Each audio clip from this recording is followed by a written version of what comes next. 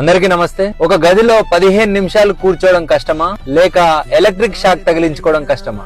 ఆశ్చర్యంగా చాలా మంది ఎలక్ట్రిక్ షాక్ ని ఎంచుకున్నారు. అమెరికాలో ఒక ప్రయోగం జరిగింది. కొంతమందిని వేరు వేరు గదుల్లో ఖాళీగా కూర్చోబెట్టారు. ఫోన్ లేదు, టీవీ లేదు, పుస్తకం లేదు, మాట్లాడడానికి కూడా ఎవరు లేరు. ఒక్కటే ఆప్షన్, ఒక బటన్ ఉంటది. దాన్ని నొక్కితే ఒక చిన్న ఎలక్ట్రిక్ షాక్ తగులుతుంది. ముందే ఆ షాక్ ఎట్లుంటుందో కూడా చూపించారు. అది బాధాకరం అని తెలిసినా చాలా మంది ఒంటరిగా ఉండలేక మళ్ళీ ఆ బటన్ నొక్కారు. ఒక వ్యక్తి అయితే కేవలం 15 నిమిషాల్లో 190 టైమ్స్ నొక్కిండు. నిజంగా మన జీవితంలో ఒంటరిగా ఉండగలుగుతున్నామా? ఉదయం కళ్ళు తెరవగానే ఫోన్, తినేటప్పుడు ఫోన్, ట్రావెలింగ్ లో ఫోన్, పడుకునే ముందు కూడా ఫోన్. 5 నిమిషాలు ఖాళీగా ఉంటే చాలు, వెంటనే ఇన్స్టాగ్రామ్, యూట్యూబ్, ఫేస్బుక్ రీల్స్ తెరిచేస్తాం.